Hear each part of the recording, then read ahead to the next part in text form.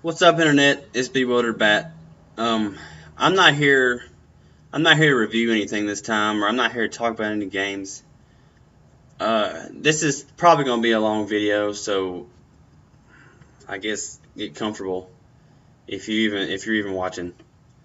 Uh, I just want to talk a little bit about some stuff, and I did not mean when I started my YouTube channel. My intention was not to have blogs about religion and things like that. But that seems to be what it's turned into. My original intentions were to be kind of a gameplay, a let's play channel, and I have some songs I'm trying to write right now. Um, I'm not very far in the process of writing. I only have like a few lines for two of the songs out of three. I just mainly want to talk about some stuff. First of all, I gave a kind of a speech in class the other night on the teacher gave us the assignment was to write a story about yourself.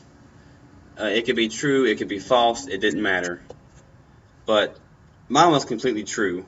That's not the point of the story. We did that because we were studying body language, like if somebody's lying, how to tell from their body movements, and also if they're telling the truth, how to figure out from their body movements. But the point of this is, I was very anxious to get up in front of the people in the class, and this is a night class, a Monday night class, so it's not very big. Including the teacher and counting me, it's 8 people. So I was giving my speech in front of 7 people, and I was very nervous and anxious. And I've taken a speech class, and in that class I overcame this anxiety of public speaking. But if I'm not doing it often, I get anxious again. And like if I give a speech every day, I get used to it, like normal people would. But it's been a while since I've got up in front of the class. It's been about a year, maybe a year and a half.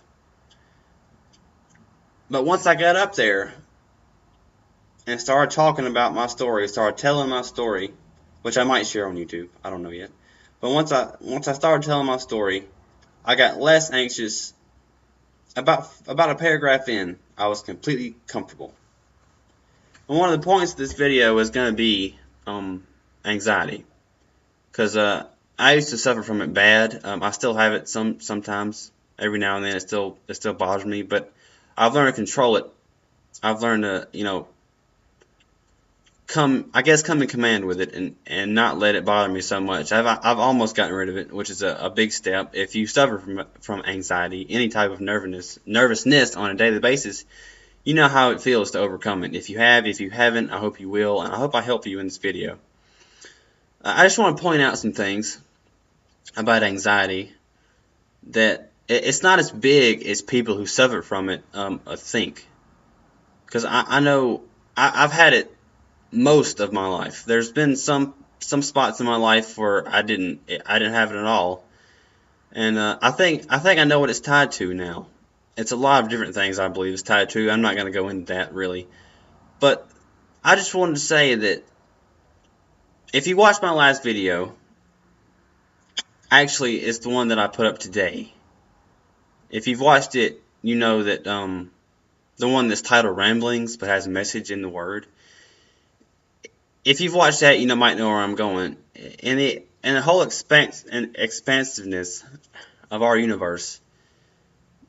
If you're a person who suffers from anxiety, that anxiety is only affecting you. You're the only person who feels it, right? And I just want to let you know that if you can overcome that anxiety, everything will be fine. Anxiety is a human creation. Of course, God made it. I mean, everything on this planet is His creation, right? But I think anxiety is one of His creations that we don't have to deal with if we choose not to. I think that's part of the free will. If you know anything about God, is He cannot control free will, and I think it's within our free will to choose not to feel anxiety. Now, if you've had it almost all your life, or all your life, I've had it, like I said, almost all my life. And if you've had it for that long and you're used to feeling like that every single day, you get in a rut and you're used to feeling like that and you don't know how to get away from it. And once you find the methods to get away from it, you don't want to pursue those methods because they're so different from how you usually deal with it in a day that you don't want to stray from them. And when you do stray from them, you feel worse. You feel more anxious, more anxiety. And that's from personal experience. It honestly is. It's from personal, honest experience. This is from my heart to you guys. I think a little side note, I think my anxiety is tied to video games. And it's not just video games. A doctor told me that, and I believed him. I really did. And not that he wasn't telling the truth, because I believe he was, but I think it's also tied. I think in video games, my anxiety was and still kind of is latched on to all the bright colors, all the loud noises, all the fast movement. And music sometimes makes you feel very anxious. And I think it's because it's loud, right? It's in my head, and it's stuck in my head. But things I found out helped me, and I'm hoping this helps you if you watch this, was I started standing up straight. I noticed one day in one of my night classes last semester that I was slouching really badly, and I feel like that kind of helped my anxiety act up. I don't know for sure about that one, but I feel like standing up straight and sitting up straight as much as possible has helped me. And usually, like when I'm at work, when I'm at school, sitting at a desk at school, standing up at work, I noticed, and it took a very long time for me to notice these things, it probably shouldn't have, but I noticed for example, as I stood up at work, I would lean against things, right, just lean against things, because I've been a cashier in a grocery store, and I've worked in the kitchen, like a restaurant, and I noticed that I was leaning against the cash register counter, and I was leaning against my table that I'd work at, right, and I would lean against my work areas, and I feel like that really did not help anxiety at all. And I started to notice, which, keep in mind, everything that I noticed and everything that I figured out about this, it took a long time to figure out, and it took a long time to get used to this stuff, and it took a long time to make myself change the way I acted, and change the way I held my body. You know, besides slouching, I stood up straight. That's what I mean by hold my body. Now, acting, it was, a lot of people might say, it's anxiety, get over it, everybody's nervous, but if you've really suffered from a severe case, you know that it's very hard to get over. And you can't just wake up one day and be like, I'm not going to feel this way. If you suffer from it badly, like I did, you can't do that. It takes a while to get into the rhythms that make it go away. For me, it did. And everybody's different. One thing, like I said, when I lean up against things, I started to not lean up against things, which sounds very simple, but it's a lot more complicated than that. Like at the grocery store, I would be standing there and be boxed in, kind of like this, right, out to here, a little wider, but that's the idea, with a cash register with the buttons in front of me. It's a touchscreen computer screen type deal. And I would lean against that stuff that I was boxed into, like it's a screen, and lean against all that stuff. And when it came to walking through the store with nothing around me, open space, I couldn't do it. I wouldn't walk straight. I would kind of bob and weave, not on purpose. My balance, my equilibrium would be off. And the more and more I started to stand free of things and not lean against tables, not lean against counters, the more I noticed my anxiety going away. Now I will say that when I first walk into work, I do this leaning thing, and I'm just now, within the past 2 weeks, starting to stop leaning on these counters while I'm doing stuff with the food, and that's helping. And when I first stopped leaning on the counter, my heart, my body, my mind immediately tells me, hey, you're not leaning against the counter, so lean back forward. And that's one of the things I'm talking about. That's one of the reasons it's hard to get out of these habits. Because when you've been in these habits for 5, 9, 8, however long, 8 years, as an example, when you've been in those habits, it's very, very hard to break away from them. So if you're used to leaning on things like this while you're standing, and if you do that most of your life, and then all of a sudden, one day, for the first time, you decide to not lean on it, your brain is wired to go back to your normal routine, is to lean. And if you can break away from that leaning, you break away from you start the journey into breaking away from anxiety. Now, I'm speaking from all this is from my personal experience. And I'm not saying I know you guys. I'm not saying I know you guys personally, and I'm not saying that I'm an expert on anxiety. But I feel like I've become an expert of my own anxiety. Now, the first thing was leaning. Writing fast is one thing that gets me anxious. Like if I'm in class taking notes, or if I'm writing something down, somebody's telling me, I'm writing fast. I'm not paying attention. It's all messy, and all that makes me anxious. I've noticed that I started slowing down my writing, and it's neater. I'm calmer. I'm not always anxious. So as you can imagine, not leaning on things and slowing down my writing work together to help me get rid of this. And another technique that helps me is say for instance, I live close to a very busy street, and say for instance that I wake up one morning and I'm feeling so anxious I feel like I'm gonna die, which is one symptom, and I'll get into that in a little bit. I feel like I'm gonna die. One thing that helps is no matter what time of day it is, it can be 3 in the morning because I did it this morning. It can be 3 in the morning and there's cars continuously going down that road. Now at 3 in the morning they're not continuously going, but you know it's still up pretty steady. There might be one every 5 minutes. This is a busy road. And one thing that helps me if I wake up in the morning and I'm feeling very anxious is I listen to the sound of those cars passing. I make the sound of those cars passing my entire being. I focus everything on that sound. But I can't focus too much, because if I focus too much, it makes anxiety worse. So there's kind of a midpoint. If you focus too little, it doesn't work. If you focus too much, it works too well, and I'm more anxious. Now, some of you might call me a sissy. Some of you might call me not a man, I guess, for not just getting over this. But like I've said, if you know how this stuff works, you can't just get over it like that. It's hard.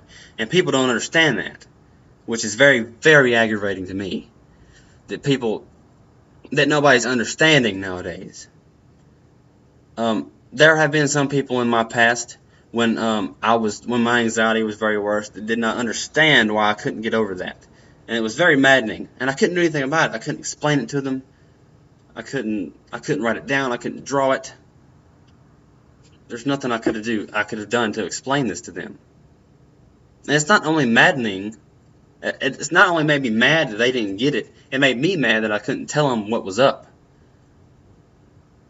Now, I've noticed that anxiety makes the muscles in my head tight. It feels like somebody's squeezing my head. And I talked to a counselor. He's kind of a therapist. His specialty was anxiety, right? And he gave me a lot of tools to help, but he didn't cure me. And I'm still not cured, but it's pretty much gone. It still kicks up every now and then. And I do things to make it kick up. Like looking at screens. Like I'm looking at the camera now, but the screen's in my peripheral vision, and that's not good for my head because it's making it hurt a little bit. But I'm going to deal with it because I want to get this message out to you guys, hopefully, and hoping that it helps. But I was trying to explain this head squeezing thing to this therapist counselor dude, and he didn't understand. He didn't say he didn't understand because his job description requires him to not say he doesn't understand. Right? He has to say that, even if he doesn't. Which he did say I don't understand a couple times, but he said it in a way that made me feel I don't understand, but I'm close to understanding. But like I said, in his job, he cannot say I don't understand. If he does, that makes the person feel worse. It would have made me feel worse. That's my personal experience. But the look he gave me was the look of not understanding what I meant, was this squeezing head feeling. And I was a senior, junior in high school when I was going through this counselor period. It's been a while since I've gone to this person, and I saw him before I moved here. I saw him in the last town, the community college I went to. I saw him every now and then, and he would ask me how I was, and I would say better, and that was a truthful answer. I was getting better. I was getting a lot better. But I'll go back to what helps. Like I said, not leaning, standing, sitting up straight, listening to the cars, and that's not just specific to cars.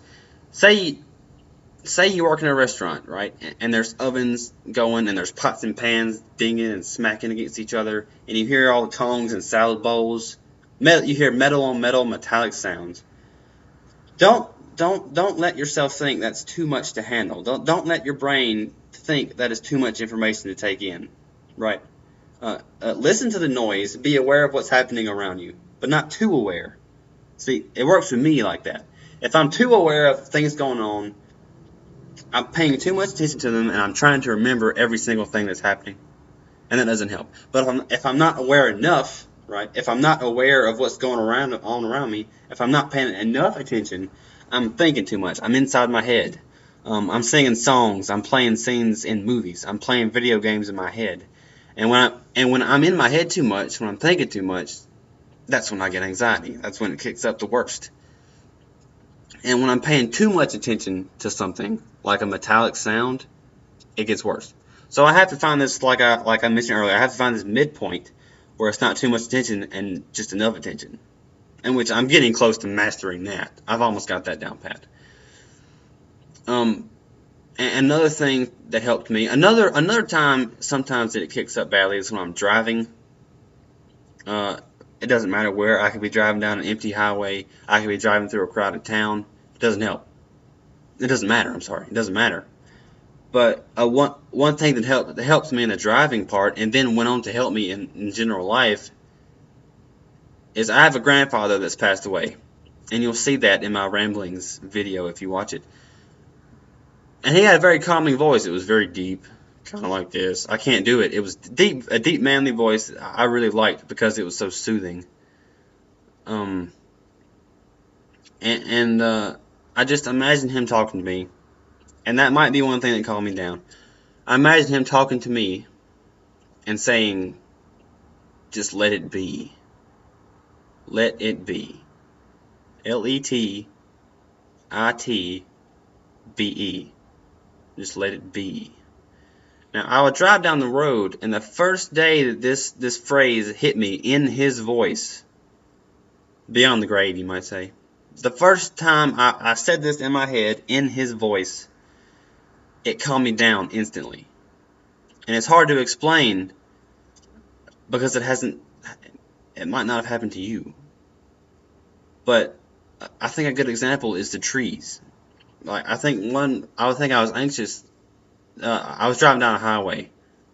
This is the last time I remember. This is the last time I remember it really, really bothering me.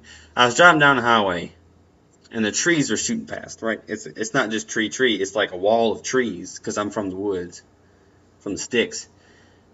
And the peripheral vision is what was getting me this day. I was looking ahead at the road, and the peripheral vision was bothering me. All this stuff flying past.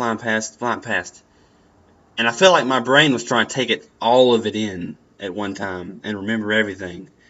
And then let it be kind of means let them trees go past. Let it happen. It's not going to kill you to not remember the leaf on that tree right there. It's going to be there the next time you pass it. It might have fallen off and it might be dead. If that's the case, that's fine.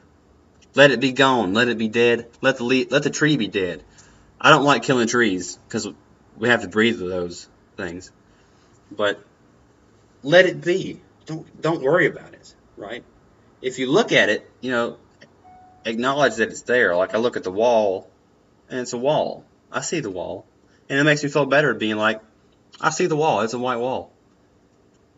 But where it gets me is I'm looking at the wall and I'm thinking about something else. Like I'm looking at the wall and I'm singing a song in my head. I'm looking at the wall and I'm playing a scene from a movie in my head. I look at the wall and I'm playing through a video game in my head. That's what makes me feel anxious.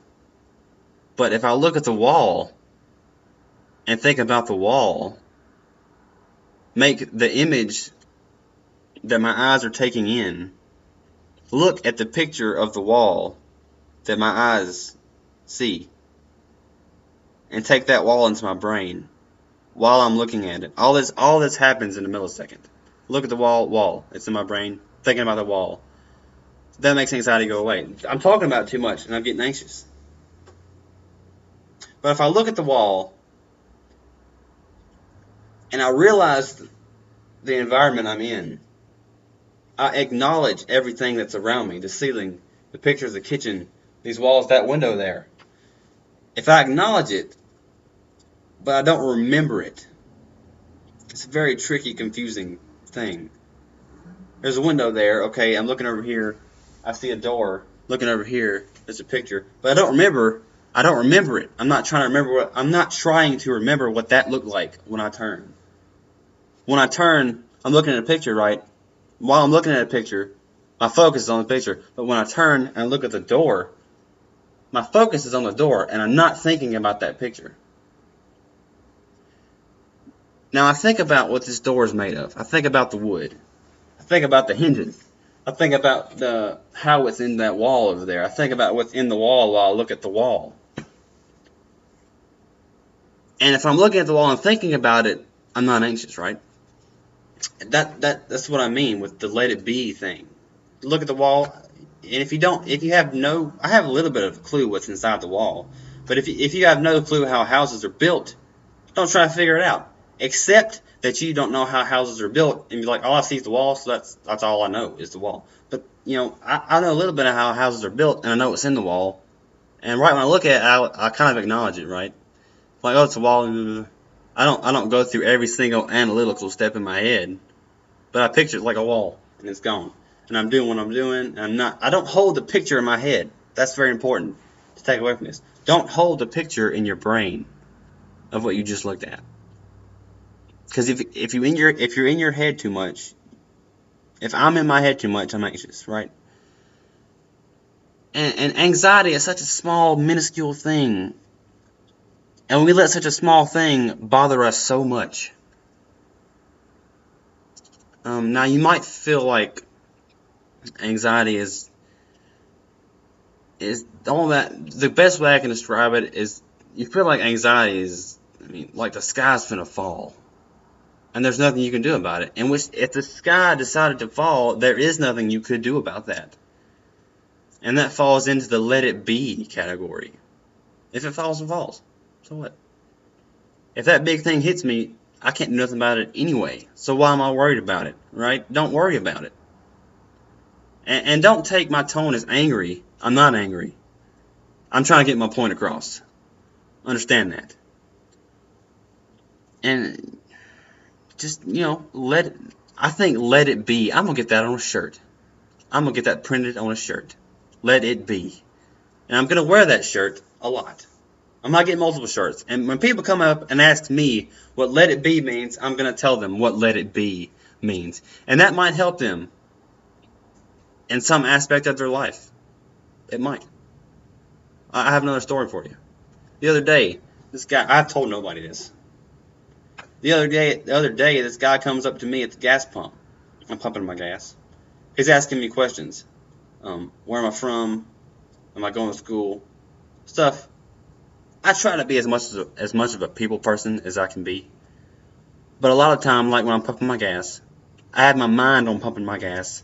And I have my mind on work if I'm finna go to work. I have my mind on running if I'm finna go running. But not too much or I'm anxious. But this dude's asking me questions that I don't want to answer. I don't want to talk to this guy. Because I have my mind on something else. Now, I gave him a ride because I was being nice. And I felt bad for not wanting to talk to the guy because he needed help. So I helped him. And I felt better. Now, I'm not a mean, rude person. And if you ask people that know me, they'll tell you that I'm not mean or rude. I might come off as rude sometimes, but I'm not. I'm not that person. I just have a general lack of trust in people, period. Like, I don't know this stranger, and I don't want to answer these questions because I don't trust them. Not because I hate people, because I don't trust people that I don't know. And some might think that's a bad quality, and I don't think so. You should always be wary of people you don't know. Like, I have people next door to me that I have no idea who they are, and I don't trust them because of that. And it might make sense, and some people might bash me, and some might agree with me. So he's talking to me, and, I'm a criminal justice major. I don't like bad guys. I don't like criminals. I try to do as much good as possible. I feel like that's why we're in this life, is to do as much good as we can. So that's kind of my goal. And that's why I help this man. But he's I give him a ride in my car, and he's telling me this story about.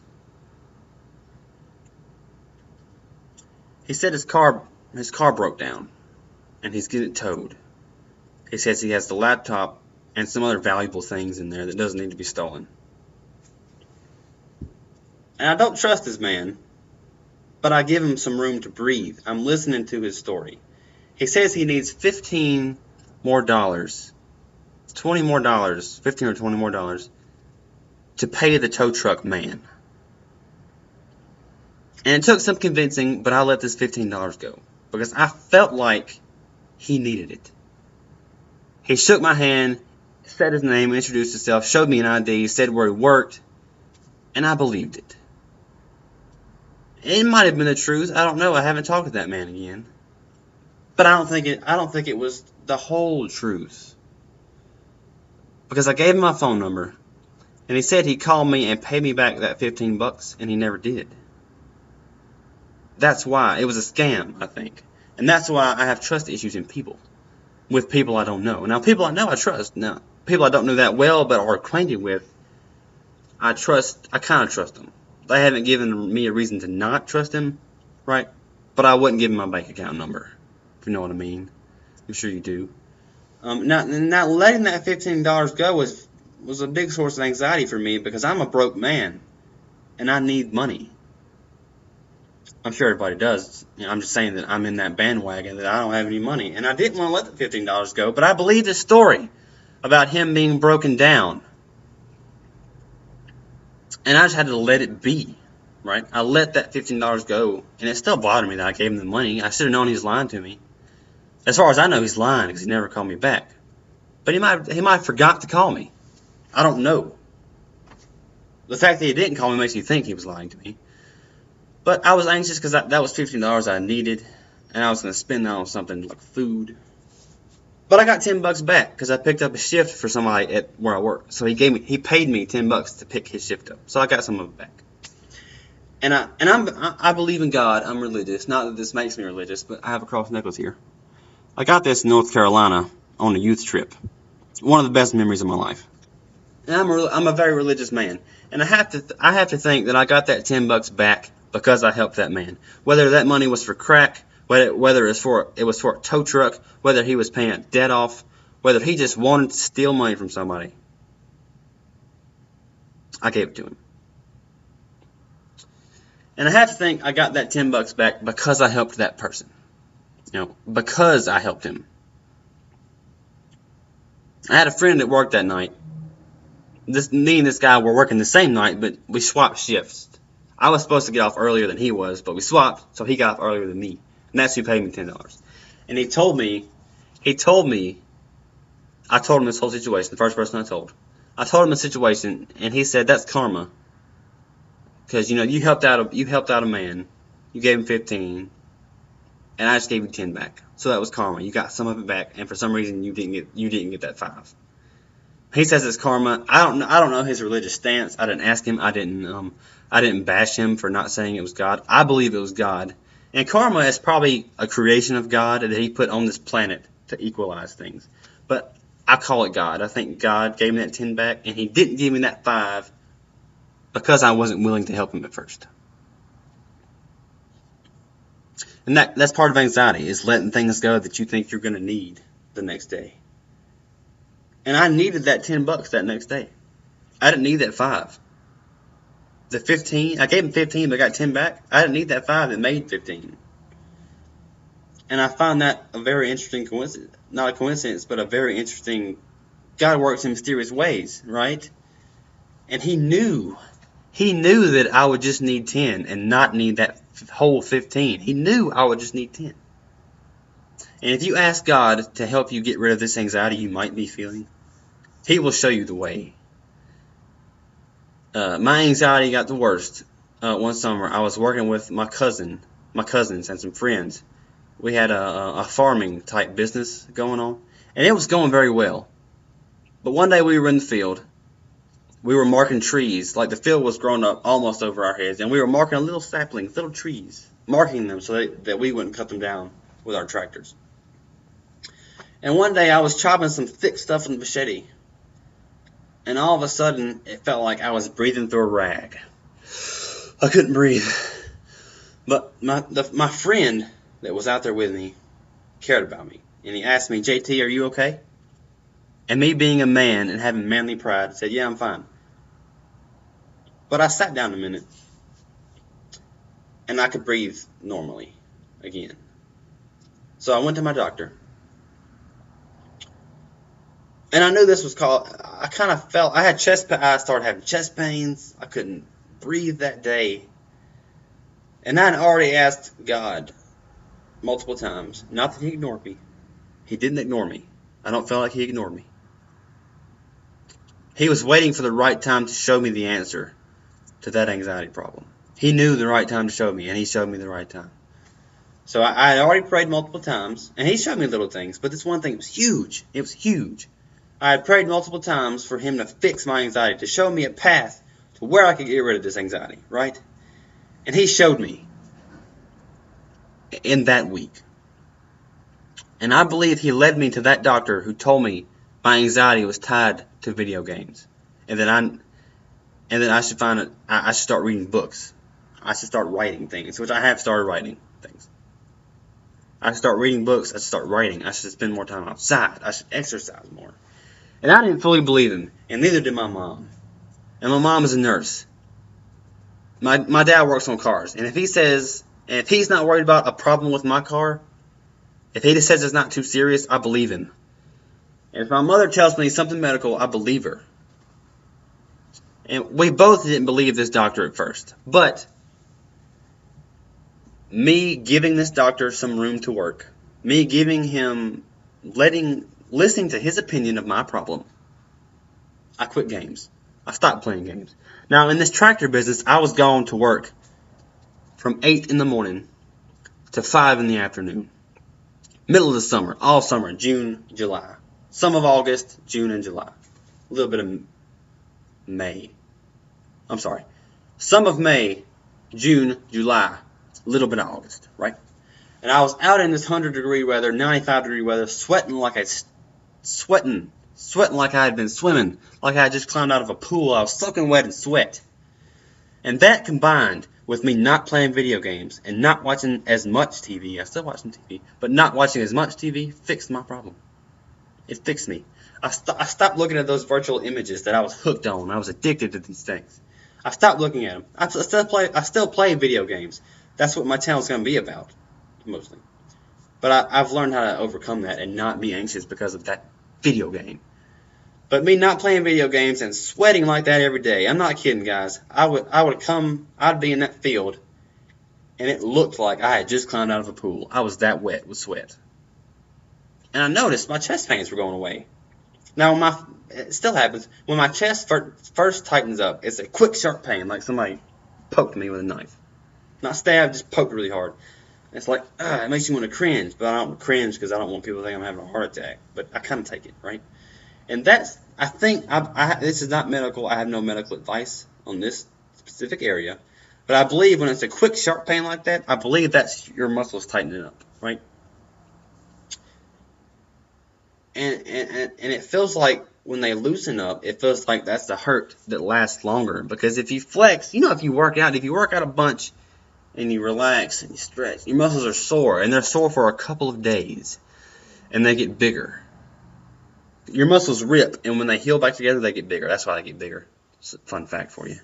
But when my chest relaxes and untightens, it's a long, hurtful pain. And I notice when I feel this long, sustaining hurt in my chest, I notice I'm not anxious as much. That my chest is loose. I can do this, and it doesn't feel tense. Virtual images and loud music, if I have it in my head too much, it tightens my chest up. But if I go outside and I run and I sweat and I work out, that feeling goes away, and I feel fine. I can sit in class. I can not lean on desks. I can sit up straight. I can not lean on tables at work, and I'm fine. I'm fine. Perfect. But winter is a killer for me because I can't sweat that much because it's cold. But luckily, I've learned to overcome this stuff, and in winter, it doesn't affect me as much. Now, Anxiety, like I said, in this expansive universe that we live in, anxiety is a grain of sand to us humans. Like a grain of sand in the desert. You know, when the wind kicks up in the desert, the sand flies around and it lands. It doesn't hurt anything. It just flies up in there and lands. That's all that happens. And that's all anxiety is it kicks up and it lands. But sometimes you have to make it land. You have to be the boss of that feeling and say, go away. One thing that helps, and helps me in speeches, and my speech teacher told me this. She told me when you're finna give a speech or you're finna speak publicly, you say, I can do this. I can do this. You say it with conviction. You don't say it with fear. You don't be like, I can do this, with questioning yourself and fearing yourself. You say to yourself, don't scream it out loud, because if you do, you'll be like, that funny and made me arrested. But you say, I can do this to myself. You say it with an authoritative tone in your voice. I can do this. I'm going to overcome this challenge. I can do it. And if I say that to myself, and I get up to the podium or wherever I'm standing, if I get up there first before anybody, second will do, third is okay. If I get up there first, it's the best. Like in class. She said, the teacher goes, all right, who wants to get up here and tell a story? I raised my hand within like a second or two of her saying that. She said, oh, okay, come on, tell your story. So I got up there, first 2 lines in. After the first 2 lines, I was fine. I could have sang 6 songs in front of them people and been fine. It's the going up there that I had to make myself do. It's the getting out of that desk and making myself walk to that podium. That's what you have to do. You have to get up out of that desk and make yourself do it. Because if you don't, you're going to be a wreck if you're like me. I used to be that person who was last to do things like that. The last guy. And back then I felt fine with that. I was used to this anxiety that I feel. But nowadays I'm the first guy up there. I'm the first guy. And I feel bad for them people at the back, at last. Because I know they're nervous about going up to that podium, going up to that stage, going up in front of them people. And if they're last, they're giving that anxiety a chance to win. And you can't do that.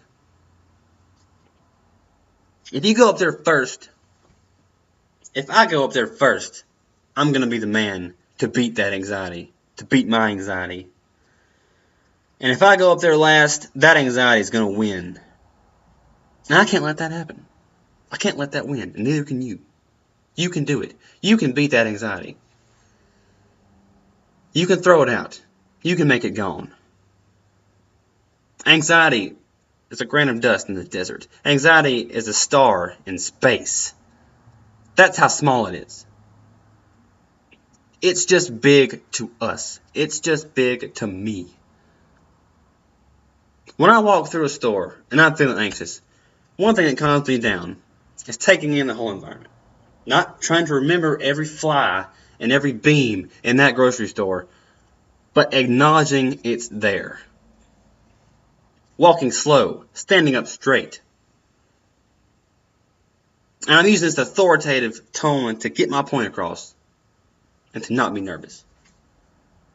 So if I'm in my grocery store, my local grocery store, and I'm up straight, I'm walking, I'm proud of myself, chin high, not up here, but chin high, looking around, like I'm somebody special. Don't act that way to other people, because you'll be known as a douchebag.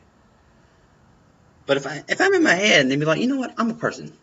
I'm a person that's here right now. I'm a person who's here. And I matter. I matter. They might not care about me, but I matter. I matter to somebody. And they matter to somebody. They're people too. Let them people be there. Let them be. Don't try to ignore that they're there. But don't keep them in mind the whole time. See that person standing there. Oh, this is a person. And let that be it. But, be aware. But not too aware. That's where it gets tricky. Be aware. But not too aware.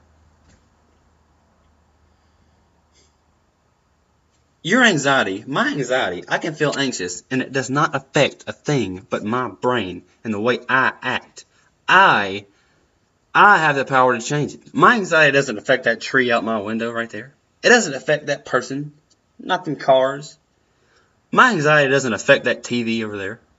I can be anxious, but that TV is still going to be there. That TV doesn't affect anything about anything. It affects only you. Another thing that helps is to not care what people think of you. Now, I used to be a person who really, really cared what people thought about me.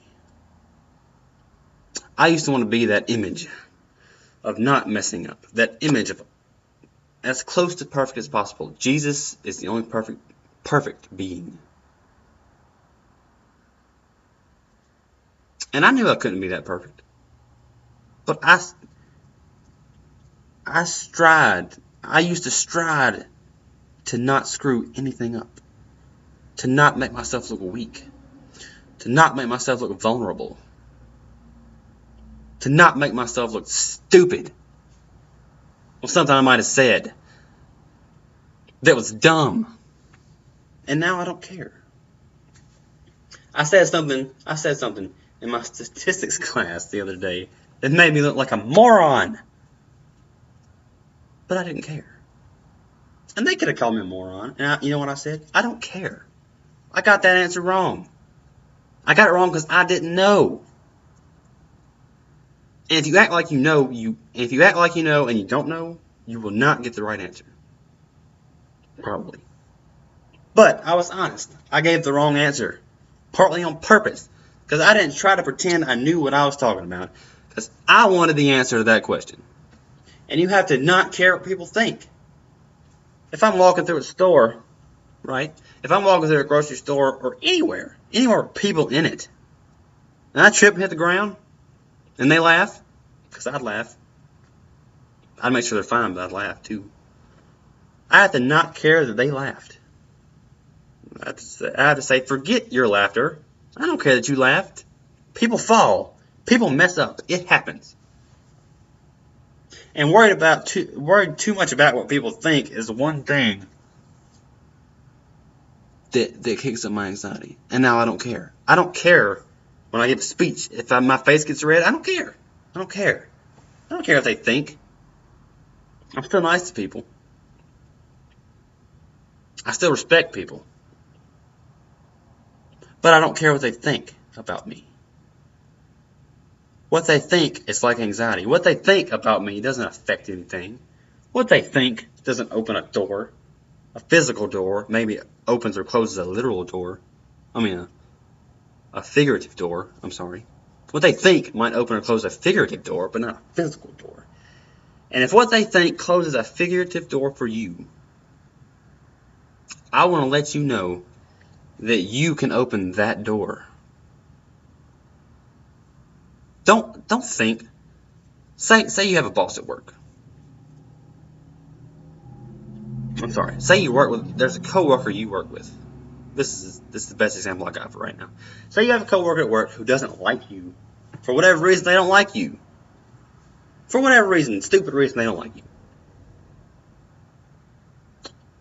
They might try to close figurative doors in your face. They might tell the manager that you're not worth nothing, that you should be fired, that you're messing stuff up at work. But you tell your manager that's a lie. And that is you opening that figurative door again. Or unlocking it. Maybe on your boss. I burped.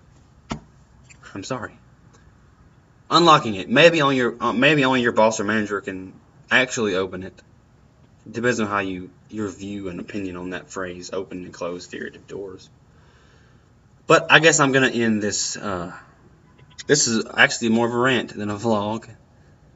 But the purpose of my video here today, this video that you're watching, my face, the purpose of this is to make you feel better if you are anxious. Now, if you're watching this and you don't suffer from anxiety, I'm sorry that I couldn't help you with a problem that you might be going through right now. But if you have a friend or acquaintance or a parent or anything, if you know a person who suffers from anxiety, show them my video if you think it helps. Download it to their phone or however you do that. I'm not a technology whiz. I know enough to do this. That's all I know how to do, really. I can type stuff. I mean, I'm okay, but show it to them if you think it'll help. That's why I did this video. I did not do it to be pissed off. I'm not trying to get views for acting mad. I would like to get views to help people. I want people to watch these kinds of videos that I make. I want to help them with this kind of thing.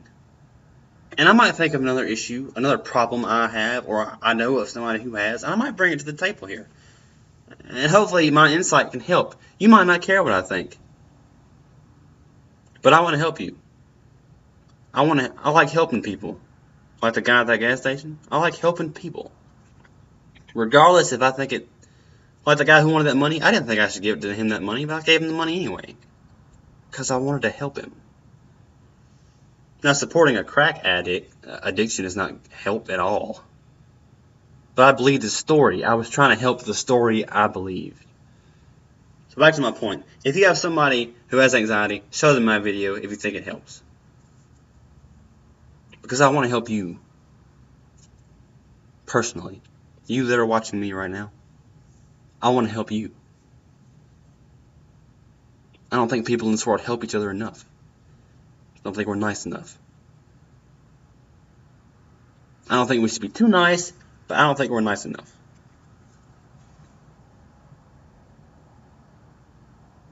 I thank you for watching this. If you watched it, I thank you for watching this ridiculously long video. This is the longest one I've done so far. And I didn't think it was going to be this long, really. I just got into what I'm talking about. And I hold what I'm talking about. This came from my heart. All of it. That's why I have so much to say. Because these are problems I've dealt with and are dealing with now. So I hope it helps. Share it across the media. Physically show somebody on a phone or a computer. I just hope this gets to more than 1 or 2 people. See you in the next video. You're awesome. See you next time.